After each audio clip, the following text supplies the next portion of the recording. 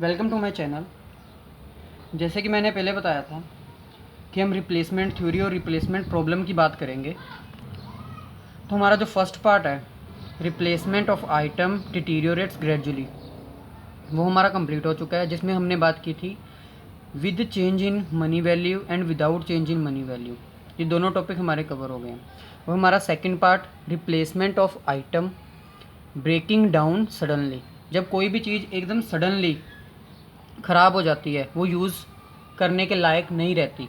जैसे कोई भी स्मॉल आइटम्स होती हैं, बल्ब हो गया, कोई कंप्यूटर की कोई भी ऐसा पार्ट हो गया जो सडनली ब्रेक डाउन हो जाता है और हम उसको यूज़ नहीं कर सकते, तो हमें उसको रिप्लेस ही करना पड़ता है। इसमें हम ये फाइंड आउट करेंगे कि कोई भी चीज़, जैसे फॉर एग्ज़ाम्पल बल्ब हैं, हमारे किसी भी इंस्टीट्यूट्स में लगे हुए हैं, वो हम इंडिविजुअली रिप्लेस करें या फिर ग्रुप में। सो इसमें हम डिस्कस करेंगे इंडिविजुअल रिप्लेस करें तो हमें कॉस्ट का बेनिफिट मिलेगा या फिर वो हम ग्रुप में रिप्लेस करें। जब हम इंडिविजुअली रिप्लेस करेंगे, ये हमें भी पता है कि अगर कोई भी चीज़ को हम इंडिविजुअली रिप्लेस करते हैं तो उसकी कॉस्ट जो है वो हाई आती है पर यूनिट की। लेकिन अगर कोई भी चीज़ हम ग्रुप में रिप्लेस करते हैं तो हम बल्क में परचेज़ करते हैं तो हमें बल्क का डिस्काउंट भी मिलता है, तो इसकी कॉस्ट जो है डिक्रीज़ आती है पर यूनिट।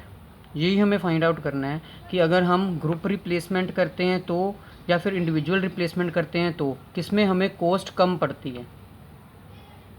इसका एक न्यूमेरिकल सोल्व करके हम फाइंड आउट करेंगे कि कौन सा हमें कम कॉस्ट प्रोवाइड करता है, वो इंडिविजुअल रिप्लेसमेंट है कि ग्रुप रिप्लेसमेंट है। तो ये है हमारे पास क्वेश्चन, जिसमें हमें ये फाइंड आउट करना है कि हम इंडिविजुअल रिप्लेसमेंट करें या ग्रुप रिप्लेसमेंट। क्वेश्चन है, the following failure rates have been observed for a certain type of transistors in a digital computer। मतलब एक कंप्यूटर, डिजिटल कंप्यूटर में जो ट्रांजिस्टर्स लगते हैं उसका फेल्यूर, मतलब वो रिप्लेस करने की ज़रूरत आ रही है क्योंकि वो फेल्यूर हो रहा है। उसकी जो फेल्यूर की कंडीशन है, जो फेल्यूर कब कब हो रहे हैं और कितने कितने हो रहे हैं, वो हमें टेबल में प्रोवाइड है। At the end of first week 0.05 probability है कि फेल हो जाएंगे। At the end of second week 0.13, इसमें एक पॉइंट आपने कंसिडर करना है कि at the end of first week 0.05, at the end of second week 0.13, मतलब इस 0.13 में 0.05 इंक्लूड है इस फर्स्ट वीक के, क्योंकि सेकेंड वीक में फर्स्ट वीक भी आता है at the end of second week. ऐसे ही third week, at the end of third week 0.25 probability है कि फेल हो जाएंगे, मतलब इसमें 0.25 में 0.13 सेकेंड वीक के, 0.05 फर्स्ट वीक के इंक्लूडेड है। ऐसे ही at the end of fourth week 0.43, 0.25 इसमें इंक्लूड है, 0.13 इसमें इंक्लूड है, 0.05 इसमें इंक्लूड है। ऐसे फिफ्थ, सिक्स्थ, सेवन्थ और eighth. At the end of eighth week probability is 1। Total transistor in one computer are 1000। एक कंप्यूटर में 1000 ट्रांजिस्टर हैं जो कि फेल हो जाएंगे। At the end of first week it is 0.05, at the end of second week 0.13। ऐसे ही हम सब कैलकुलेट करेंगे। इसमें हमने ये देखना है कि इंडिविजुअल रिप्लेस करें या फिर ग्रुप में। The cost of replacing an individual failed transistor is ₹1.25। जी अगर हम एक इंडिविजुअल को रिप्लेस करते हैं तो उसकी कॉस्ट आती है ₹1.25। The decision is made to replace all these transistor simultaneously at fixed interval. या तो हमें ये डिसीजन लेना है कि हम इसको साइमल्टेनियसली, मतलब एक ही साथ पूरे को ग्रुप में रिप्लेस कर दें, या फिर इसको हम individual, to replace the individual transistor. Question ये है जिसमें ये पूछा गया है कि हमें इंडिविजुअल रिप्लेसमेंट करनी है या ग्रुप में। What is the best interval between group replacement. अगर हम ग्रुप रिप्लेसमेंट में करते हैं तो कौन सा बेस्ट इंटरवल होगा कि हम सेकेंड वीक में सारे रिप्लेस कर दें 1000 के 1000, या फोर्थ वीक में 1000 के 1000 रिप्लेस कर दें। At what group replacement price पर transistor would a policy of a strict individual replacement becomes preferable to the adopt policy. ऐसी कौन सी पॉलिसी होगी ग्रुप रिप्लेसमेंट में जिसमें हम अपने इंडिविजुअल को रिप्लेस करने की पॉलिसी को ना मानते हुए ग्रुप में रिप्लेस करेंगे किसी भी चीज़ को। सो क्वेश्चन, इसको अब हम सॉल्व करते हैं। सबसे पहला स्टेप होता है जो मैंने बताया कि फर्स्ट वीक में, सेकेंड वीक में 0.13 ज़ीरो, इसमें ये वाला इंक्लूड है 0.05। ऐसे ही थर्ड 0.25, इसमें 0.13 और 0.05 इंक्लूड है। इसको हम लेस करके हर एक वीक के अपनी प्रोबेबिलिटी फाइंड आउट करेंगे। कैसे करनी है? फर्स्ट वीक के लिए एज इट इज़ जो गिवन है 0.05।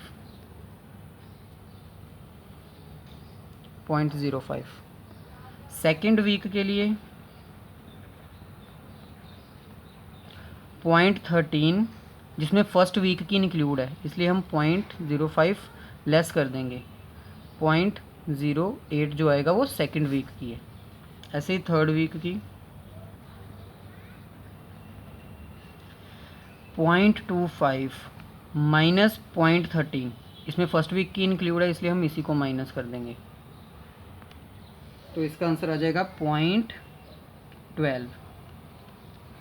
ऐसे फोर्थ वीक की, फोर्थ वीक में थी 0.43 माइनस 0.25, इसका आंसर आ जाएगा 0.18। ऐसे ही हम सबकी निकाल लेंगे। Fifth week, sixth week, seventh and eighth.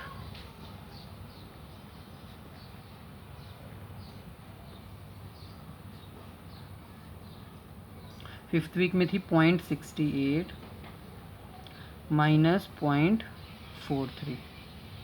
Sixth में है 0.88 माइनस 0.68, 0.96 माइनस 0.88, 1 माइनस 0.96।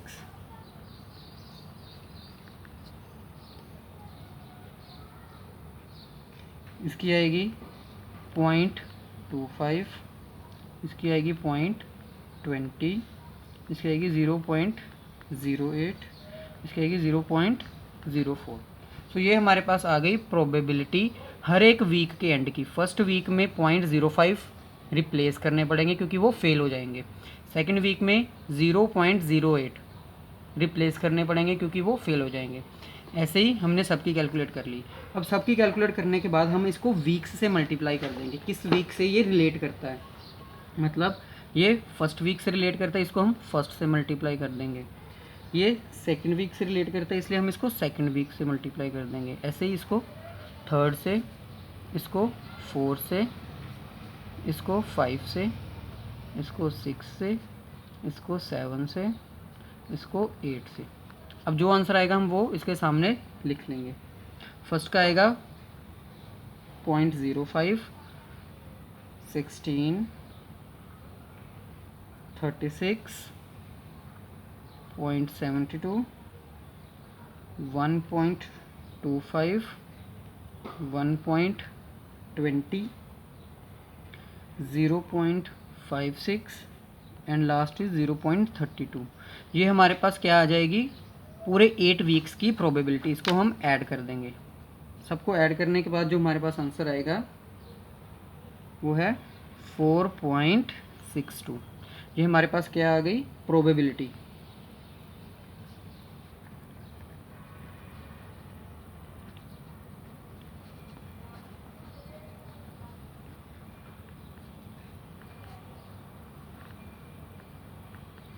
ये हमारे पास प्रोबेबिलिटी आ गई। प्रोबेबिलिटी कैलकुलेट करने के बाद जो लास्ट स्टेप है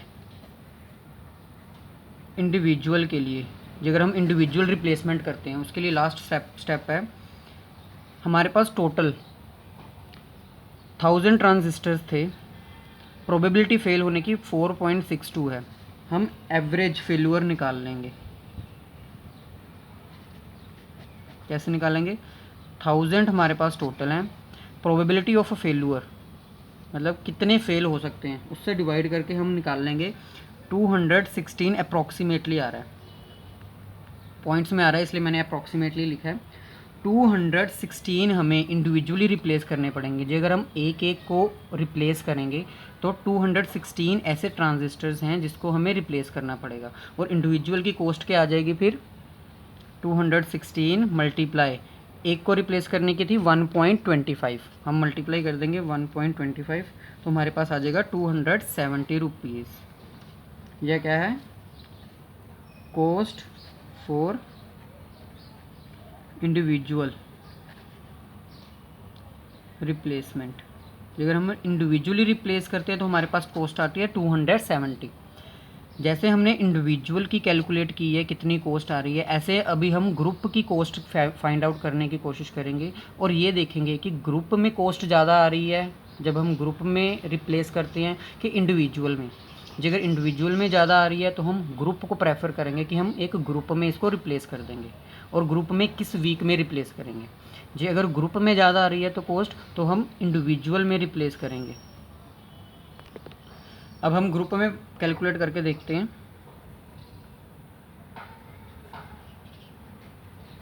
ग्रुप कॉस्ट हम कैसे कैलकुलेट कर लेंगे, इसके लिए एक फॉर्मूला है जैसे N1 is equal to N0 P1। P1 क्या है, जो हमने प्रोबेबिलिटी फाइंड आउट की थी फर्स्ट वीक की, P2 सेकेंड वीक की, P3 थर्ड वीक की, जो भी हमने प्रोबेबिलिटी कैलकुलेट की थी, ये वाली प्रोबेबिलिटी, ये फर्स्ट वीक की इसको हम कहेंगे P1, ये सेकेंड वीक की इसको हम कहेंगे P2, ये थर्ड वीक की जो हमने आंसर्स निकाले हैं माइनस करने के बाद, ये P3, ये P4, ये P5, फिफ्थ वीक की P5, सिक्स्थ वीक की P6, सेवन्थ वीक की P7, एट्थ वीक की P8। सो हमारे पास P1 क्या है, ये फॉर्मूले हम इसको यूज़ करेंगे। तो अब P1 हमें पता लग गया क्या था, जो फर्स्ट वीक में हमारी प्रोबेबिलिटी आई थी। N0 means number of transistors, number of transistors हमने 1000 पढ़े थे क्वेश्चन में। सो फॉर्मूला N1 क्या है इधर, number of bulbs, number of transistors to replace, इसमें ट्रांजिस्टर्स हैं बल्ब नहीं, इसलिए number of transistors to replace, first week में हम कितने ट्रांजिस्टर्स रिप्लेस करेंगे वो हम कैलकुलेट करने लगे हैं ग्रुप में। N0 हमारे पास है 1000, P1 हमारे पास था 0.05, सो हमारा फर्स्ट का आंसर आएगा 50। ऐसे ही हम N2 मतलब सेकेंड वीक में कितने नंबर ऑफ ट्रांजिस्टर्स रिप्लेस करने हैं वो हम कैलकुलेट कर लेंगे। इसका फॉर्मूला क्या होगा, N0 P2, जैसे P1 यूज़ किया था हमने, अब P2 यूज़ करेंगे, लेकिन ये फॉर्मूला थोड़ा इंक्रीज़ होगा, इसको हम मल्टीप्लाई करेंगे N1 P1 के साथ। अब फॉर्मूला इंक्रीज़ कैसे होगा, जैसे मैंने N0 P1 लिया था, इधर हमने लिया N0 P2, सेकेंड वीक है इसलिए P2, मल्टीप्लाई किससे करना है, जो N0 है वो इंक्रीज़ हो जाएगा N1 पे, और P2 जो है वो डिक्रीज़ हो जाएगा। मतलब हर बार जब हम सेकेंड फार्मूला लगाएंगे N3, इसमें भी वही करेंगे N0 P3 मल्टीप्लाई बाय, जो N है वो हमारा इंक्रीज़ होता है मतलब N1, P2 हमारा डिक्रीज़ होता है मतलब P2, N1 P2। ऐसे ही जब तक 1 नहीं आ जाता, P2 जो हमारा है वो 1 में नहीं हो जाता, तब तक हम इसको इंक्रीज़ करेंगे। अब N2 हो जाएगा, इंक्रीज़ हो गया, P क्या है, डिक्रीज़ हो जाएगा। ऐसे ही N4 भी आ जाएगा, फोर्थ वीक में हम कितने रिप्लेस करेंगे, N0 P4 multiply by N1, N increase हो गया, P3 P डिक्रीज़ हो गया, फिर उसके बाद N इंक्रीज़ हो गया, N2 P डिक्रीज़ हो गया, उसके बाद फिर मल्टीप्लाई N इंक्रीज़ हो जाएगा, N3 P डिक्रीज़ हो जाएगा, P1। ऐसे ही हम सब की कॉस्ट कैलकुलेट करेंगे। N0 हमारे पास 1000 है, P2 जो हमने कैलकुलेट किया था वह 0.08 मल्टीप्लाई बाय N1 जो हमने अभी कैलकुलेट किया है 50, P1 0.05 ये मल्टीप्लाई होगा इससे। इसके बाद जो हमारे पास आंसर आएगा वो है 82।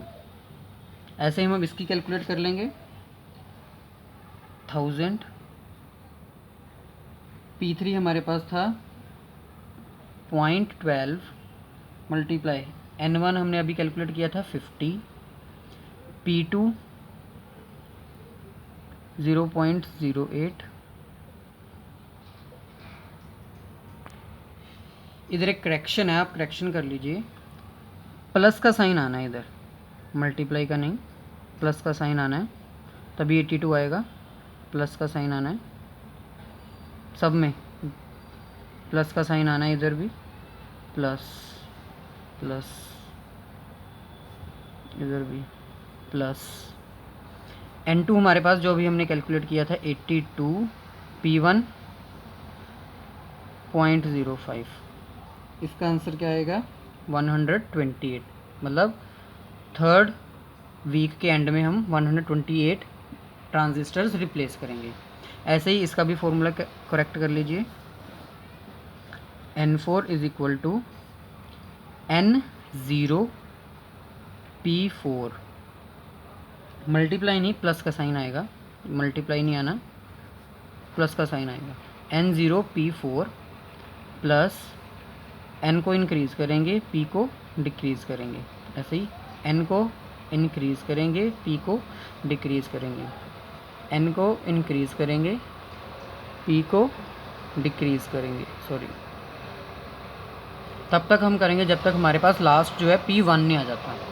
ऐसे हम इसकी भी वैल्यू कैलकुलेट कर लेंगे। N4 की जो वैल्यू आएगी वो आएगी 199।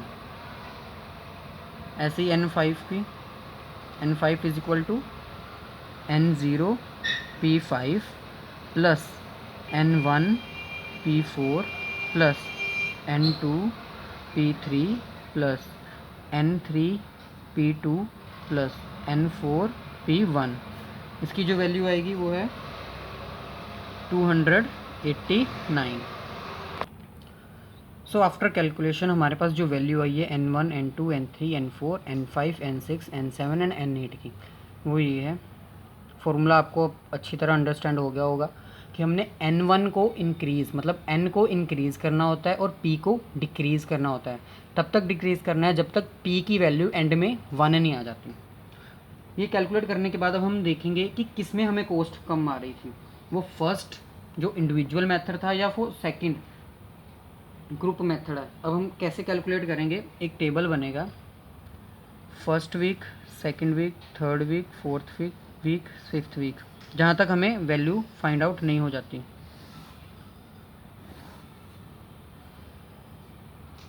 टेबल में हम सबसे पहले लिखेंगे इंडिविजुअल रिप्लेसमेंट कितनी थी, इंडिविजुअल। उसके बाद हम लिखेंगे कि ग्रुप रिप्लेसमेंट कितनी थी। इंडिविजुअल में हमने कैलकुलेट की ही है, ग्रुप में से इसको हम इधर लिख लेते हैं 50, 82, 128, 199, 289। इसको मैं पूरा नहीं लिख रहा हूँ क्योंकि हमारा आंसर इस वीक्स में ही आ जाएगा, लेकिन आपको पूरा लिखना है। अब इसको हम क्यूमुलेटिव में कन्वर्ट करेंगे, मतलब 50 प्लस 82 132, 132 प्लस 128 260, 260 प्लस 199 459, 459 प्लस 289 748। अब हम कॉस्ट को कैलकुलेट करेंगे इंडिविजुअल रिप्लेसमेंट की, कि इंडिविजुअल रिप्लेसमेंट में कॉस्ट कितनी आ रही है।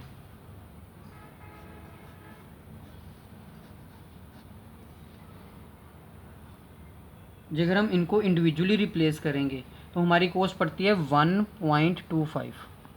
तो हम इसको मल्टीप्लाई करके find out, 50 multiply by 1.25 63 approximately, 132 multiply by 1.25 165। ऐसे हम सबकी कैलकुलेट कर लेंगे, 325, 574, 935। इंडिविजुअल कॉस्ट कैलकुलेट करने के बाद हम ग्रुप रिप्लेसमेंट कॉस्ट कर लेंगे। हमने पीछे क्वेश्चन में पढ़ा था कि ग्रुप रिप्लेसमेंट कॉस्ट जो है, अगर हम ग्रुप में रिप्लेस करते हैं अपने ट्रांजिस्टर्स को तो ₹30 और 1000 को हमने रिप्लेस करना है 30 पैसा से, मतलब 300। तो हम इधर हेडिंग बना देंगे ग्रुप कॉस्ट। ग्रुप कॉस्ट हर बार 300 ही आएगी, चाहे मैं फर्स्ट वीक में ग्रुप को रिप्लेस करूं, चाहे सेकंड वीक में, चाहे थर्ड वीक में। इसलिए हर एक वीक में इसकी कॉस्ट जो है वो 300 ही रहेगी।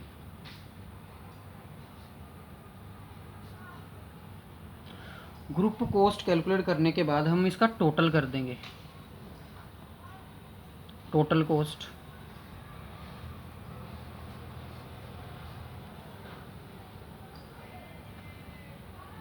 प्लस कर देते हैं 363, 465, 625, 874, 1235। अब हम इसका एवरेज करेंगे, जैसे पिछले क्वेश्चंस में हम इसका एवरेज करते थे, जो ग्रेजुअली रिप्लेसमेंट वाला हमने किया था। अभी हम इसकी एवरेज करके ये फाइंड आउट करेंगे कि कौन सा हमें लो आ रहा है। फिर हम उसको कंपेयर करेंगे, जो इंडिविजुअल रिप्लेसमेंट की कॉस्ट आ रही थी 270 और इसमें से किस में कम आ रही है, हम उससे रिप्लेस करेंगे। फर्स्ट वीक में आ रही है 363, सेकंड में आ रही है 232.50, 208.33। ये कैसे फाइंड आउट करनी है? 363 divided by 1, 465 divided by 2, 625 divided by 3 divided by 4 divided by 5। So 874 divided by 4, 218.50, 247। सो इसमें से सबसे कम कॉस्ट इसमें आ रही है थर्ड वीक में। तो हम थर्ड वीक को इंडिविजुअल कॉस्ट से कंपेयर करेंगे। हमारी ये वाली ज़्यादा है, इसका मतलब हम ग्रुप रिप्लेसमेंट ही प्रेफर करेंगे, क्योंकि अगर हम ग्रुप में रिप्लेस करते हैं तो हमें कॉस्ट जो है वो 208.33 पड़ रही है। सो हमारा आंसर है the company will going to prefer the group replacement due to low in cost. Cost कम होने की वजह से कंपनी जो है वो ग्रुप रिप्लेसमेंट ही प्रेफर करेगी। I hope you understand whole this concept in very brief and deep manner. It will going to help you in your replacement problems. If you like my video, then please subscribe my channel, like my video and share it with your friends.